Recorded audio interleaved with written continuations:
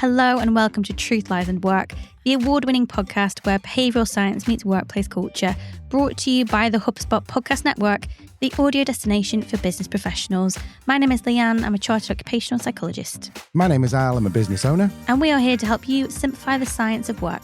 Well, it's the first week in January and we're on holiday this week. Northeast Italy, if you're curious.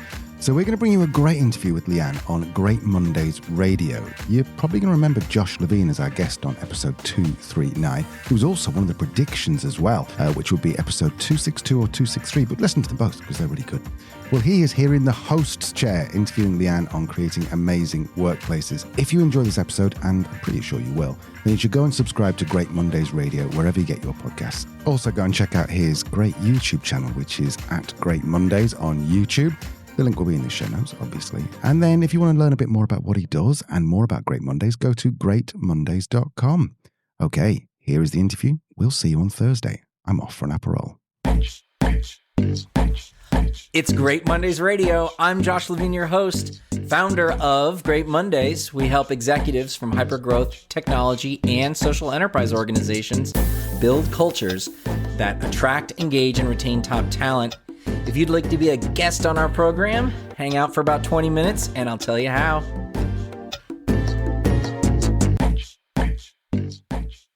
Hey, everybody. Welcome back to Great Mondays Radio. As I have said for a long time, company culture is really important. And if you're listening to this, you probably believe that's true.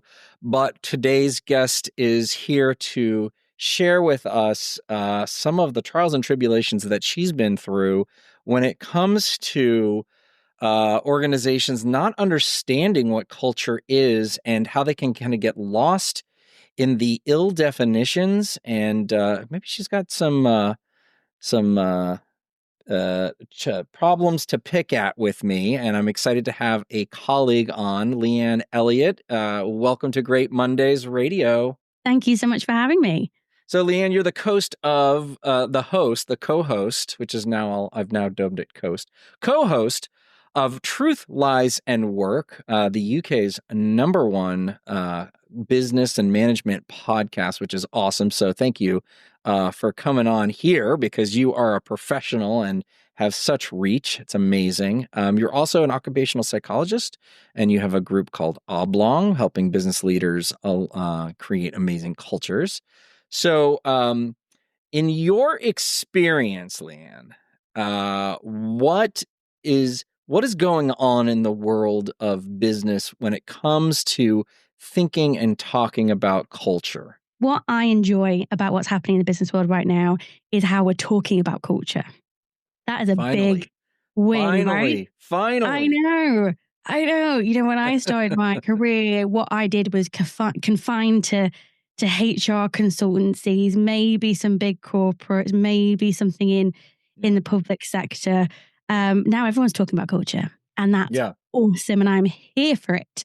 My slight issue, though, is that I worry that because we're talking about it so much without much understanding at times, culture is becoming a buzzword. It does happen that way. I mean, I think there's a lot. We've seen it with design is, finally it was in the ether and then it became a buzzword, and then innovation, and even back in the day, management was a buzzword. So how do we push through? So, okay, well, so you and I agree. Thank God we're finally talking about it. I don't know about you, but when I first started talking about culture in 2008, I told everybody, hey, I'm really interested in this thing called culture. And they would turn to me and say, do you mean like ballet or like opera? And I was like, are you fucking serious? Like, what are you talking? Of course, like, no, but like there was no reference for it. So I do appreciate that we now have an awareness and we're talking about it. But when you say buzzword, that's, got this negative connotation of, I'm going to say something for effect without having impact. What is happening? Why is it occurring? What's going on there? The problem starts, I think, is that as occupational psychologists, organizational psychologists, same thing, it's what we call it in the UK, org psych is what we call it elsewhere in the world. We don't have a shared definition that we agree on. There's more than 50 definitions of culture out there. So if we can't agree on a definition, how do we then navigate how to help organizations create an effective culture? So I think that's the first problem. My preferred definition of culture is by an incredible psychologist called John Amaechi, who defines culture as the worst behaviors tolerated in an organization. And I love that for two reasons. One, it makes it behavior-based. We can influence behavior. We can change behavior, which means that culture is a living, breathing thing that we can all be responsible for and all shape. It also puts the light on the worst behaviors tolerated, in that an effective culture, a positive culture, a productive culture, however you want to define what a good culture is, doesn't have room for toxicity, doesn't have room for behaviors that are counterproductive to both the individual experience, the employee experience, and what the organization is trying to achieve. So for me, that definition is really a nice one, because it brings in things that we can change, things that we won't tolerate.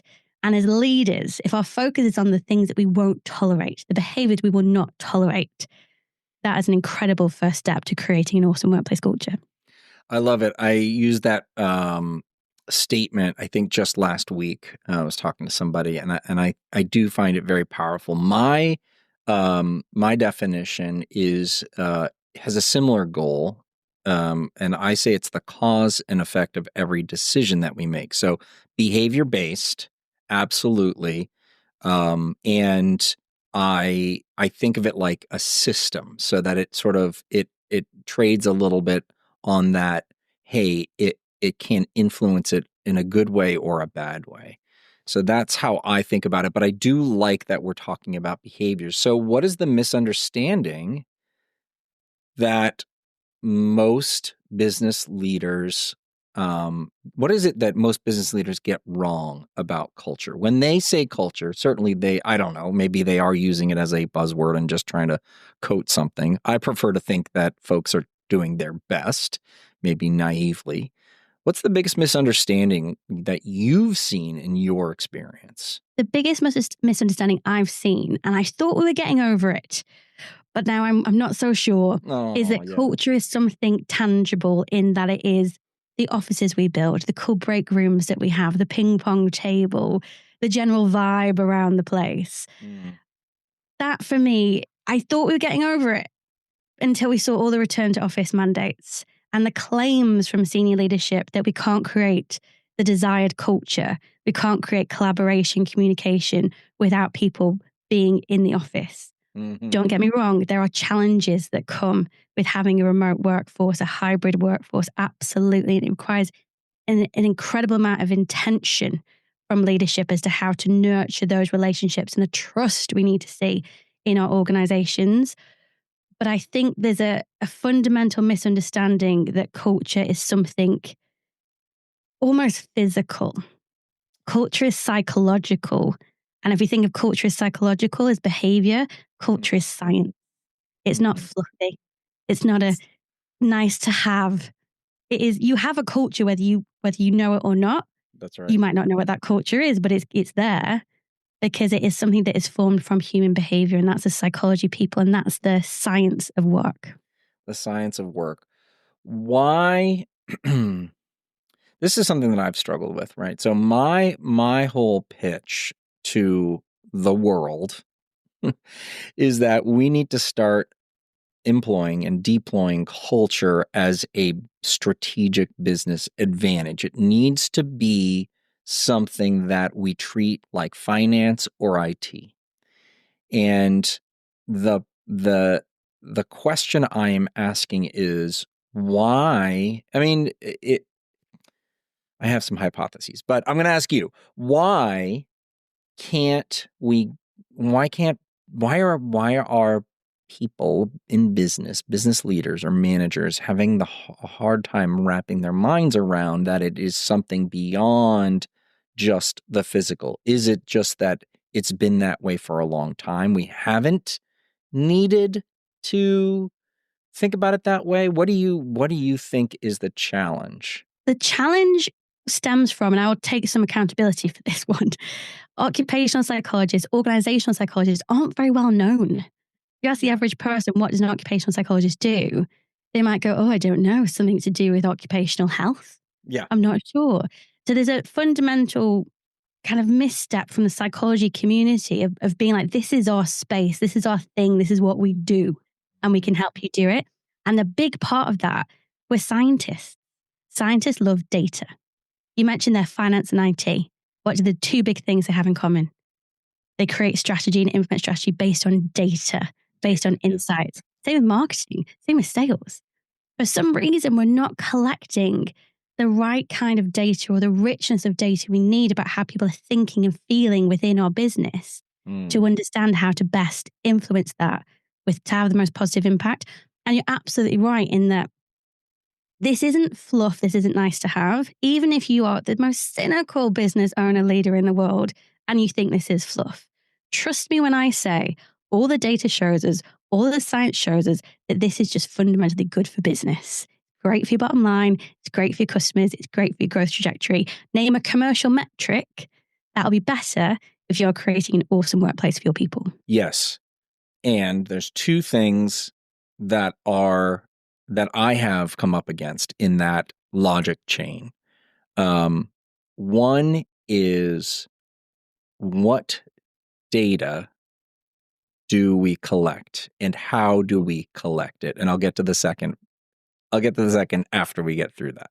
So what data do we need to collect? What do we need to collect? And isn't it like, yes, yes. What data do we need to collect? I'm gonna Yes. stop there. Yeah. As a psychologist, the data I say you need to collect are what we call the psychosocial risk factors within the workplace. And that, from a science theoretical perspective, is much more connected with research in employee engagement and well-being rather than culture. And this is where I think the shift is needed. Culture, of course, is a hugely researched area of psychology. But as we've said, we can't decide on a definition, and it all feels a bit intangible, and it all feels a little bit hard to get your hands around as a business leader to really have an impact on. Whereas employee engagement or understanding the psychosocial risk factors, they're really simple transactional elements of our business. How are relationships faring within the business? How much control do people have over how they work? How much trust do they have in their colleagues, in their peers, in their managers? What resources do they have available to do their job, including the skills that they need to do their job? What development opportunities do they have? What's the mission of the organization? How do they connect with that? And how do they understand their role in influencing and pushing that mission delivery forward? How is change managed in an organization? These are all psychosocial risk factors that we know directly impact how people think and feel in our business. That directly impacts how people behave within our business. And that in turn will directly impact the outcomes of our business. And is the only way to get the data through surveys? Is that what you're going to... I don't remember. So I did take psychology in college, and I can't remember what it's called, but there's sort of this direct measurement and indirect measurement, right? Direct measurement is like how many steps you take. It's inarguable. Indirect is that your human brain comes in between the question and the answer, which is, how much trust do you have? And, or how safe do you feel sharing right? And so you have this big juicy, bit of organ, your brain, in between the question and the answer. And I just wonder if the methodology is part of our problem? ? Yes, the methodology is absolutely part of our problem, because I think the word survey is triggering for most people in organizations. I think that's probably why I used it. Yes. Yeah, no, another one. Another survey? I'm not completing that. Yeah. Exactly. And it's because there's two things to it, right? There's not all surveys are created equal. That's correct. And my biggest advice to any business leader who is looking at gathering these insights and what we'd call quantitative data, so more numbers-driven data that you'd get from a survey, a questionnaire, is what is the psychological model that's sitting behind that survey? What is the intention of the questions? What are they measuring? What are what we call construct validity within the questions you're asking? And there are loads of question banks out there that have been studied and scrutinized and evaluated as effective questions to ask to get an answer to the exact thing that you're asking about. And the problem is there are a lot of surveys and platforms out there that are very popular and very well known and from very respectable companies. That can I find the science behind them?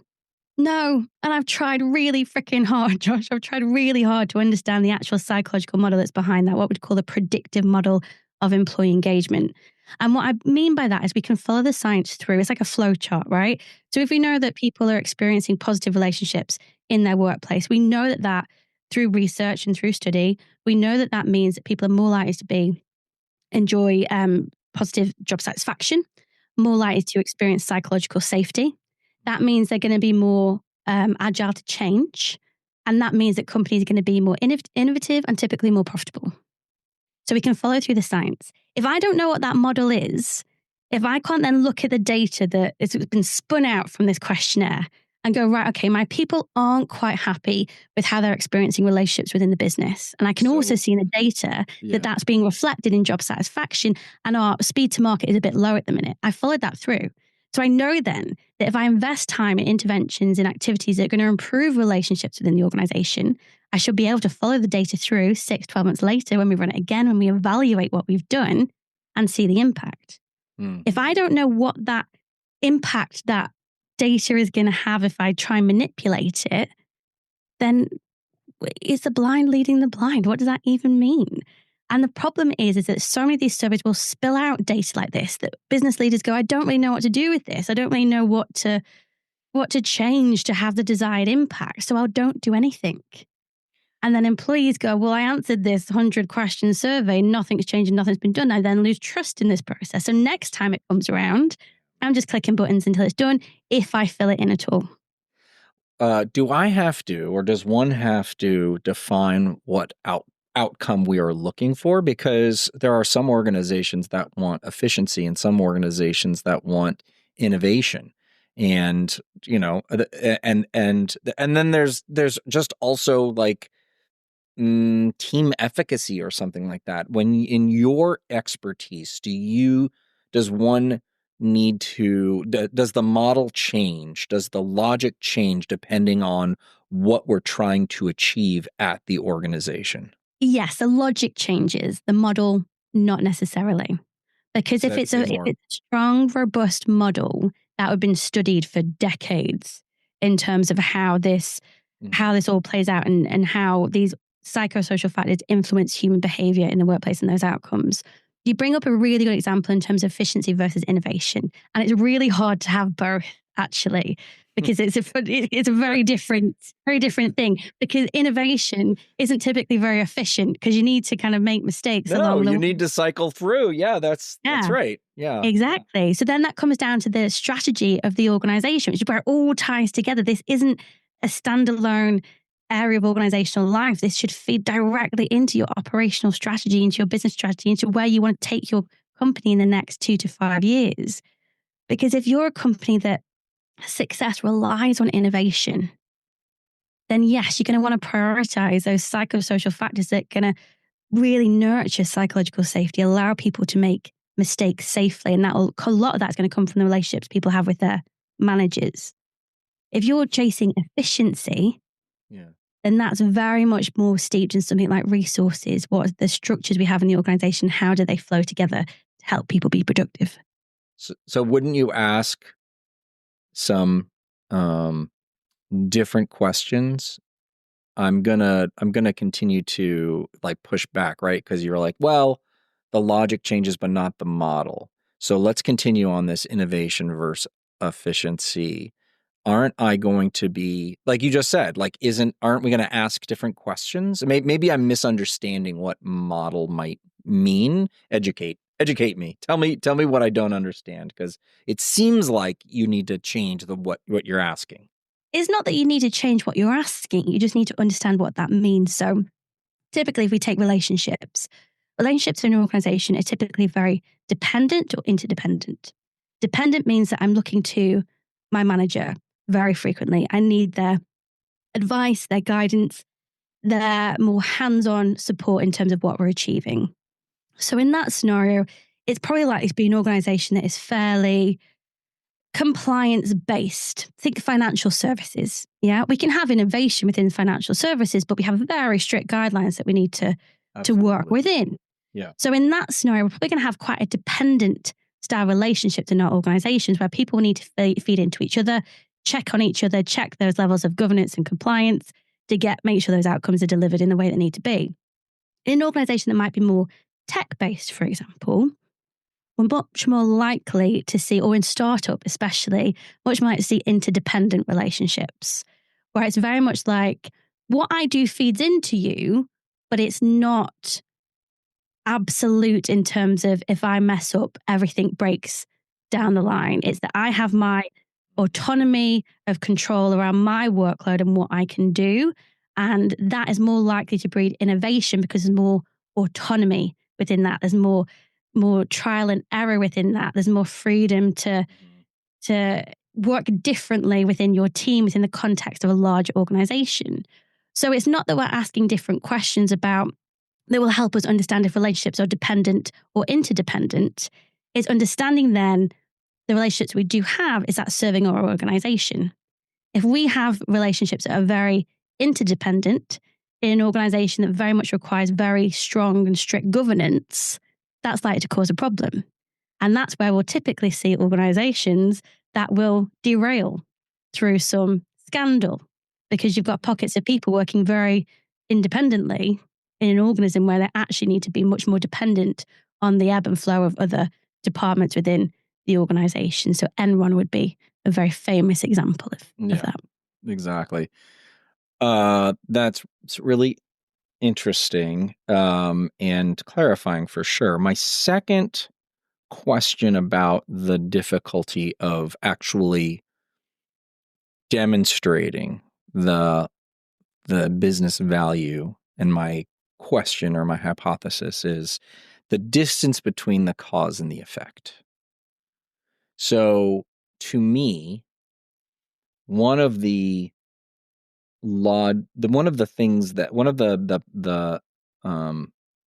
ways of thinking is that it's just too far in time between it takes too much to improve the way a team works and actually to see the results. And it's not as immediate or something like there's sort of a lagging indicator. And I wonder if, and again, this is just my educated guess, that one of the problems around the stories that we tell around culture is I just don't feel it, right? Like I just don't feel it soon enough for it to actually be like, oh yeah, this is something we really need to care about.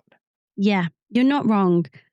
I think the main issue with this in organizational life in general, in large organizations and small organizations, evaluation is not a process that we engage in very often when it comes to people and culture.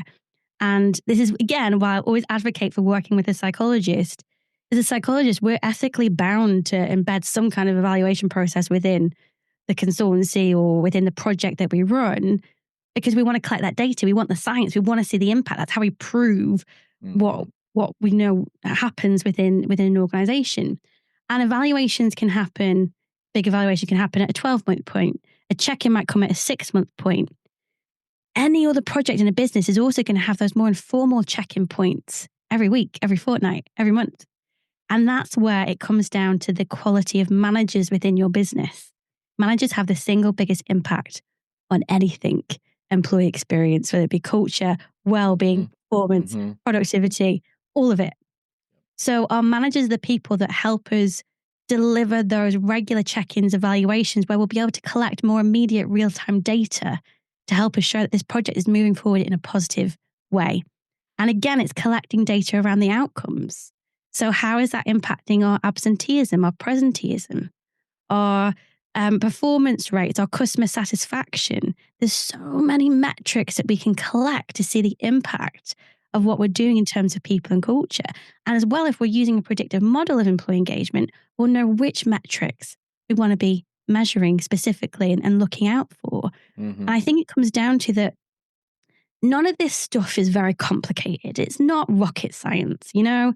Typically, you treat people well, you give them the tools and resources they need to do their job. They believe in what they're doing within the organization. Things are probably going to be tickety-boo and you'll be fine. But digging into that deeper, it's science. It's quite detailed and it needs a lot of attention. And I think what frustrates me is that organizations, as you quite rightly said, it's not as immediate. So they're not as willing to invest the time and energy up front to allow people the time and energy to collect that data, to conduct that evaluation. But again, my frustration comes with the people in your business is probably one of your, if not the biggest expense in terms of how much you pay them and how much money you're losing if it's not working. Yeah. You think about in terms of marketing, in terms of IT, also huge costs to our business, but the amount of data that goes into that, amount of, really rigid project management that goes into that they will quite happily do a 2 to 5 year IT technology transformation project. That's just the way it is. And when that's finished, they could do another one because technology has moved on again. Mm-hmm. And it's the same with people. It requires that time and attention, short and long term, particularly in a world that is moving so fast and our employee experience is changing so quickly. If this is as important as you and I believe it is, does it need to be embedded? And I'll go back to where I started. Does it need to be a group, a department, have a C-level leader in it? I mean, do we need that? Because, you and I are sitting from the outside, right? We're looking in and we're consultants. We're like, hey, you need this. And look, I come from, all right, I'll reveal a little bit about my background. I come from the world of design and brand. And for years, in that community was like, design is really powerful for business. And so the business leaders that would get it would then go hire agencies. Well, over the course of a decade, in the 2000s, all of a sudden, all of these tech companies built these groups, design groups, internally. And that is, I think, how we actually get to see why we get to see such amazing digital products and really incredible, brands out in the world now. I see a similar pattern.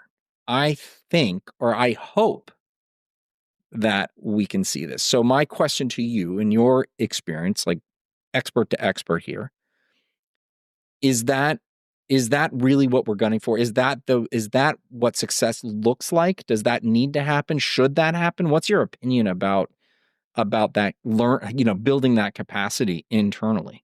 I believe that building that capacity internally is essential. It's critical. I'm not sure a business is going to survive the next decade if they don't build that capability, because it's all becoming much more complicated now in terms of technology, in terms of the boundaries between work and life, in terms of the energy that we expend in our workplaces. What that looks like, I think, has room for individualization.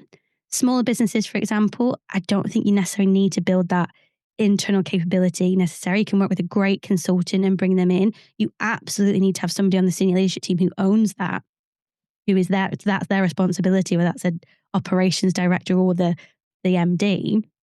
You need a senior leader to own that and to be responsible and accountable for that. Because it as well, if we know from the science of research, if the senior leadership team doesn't buy into it, it's really hard. And you know that with any department, Yeah. If the senior leadership those key stakeholders aren't bought in, then it's an uphill battle that you're probably going to lose. Yeah. In terms of large organizations, it blows my mind that there are still so few organizations that will have a head of people and culture.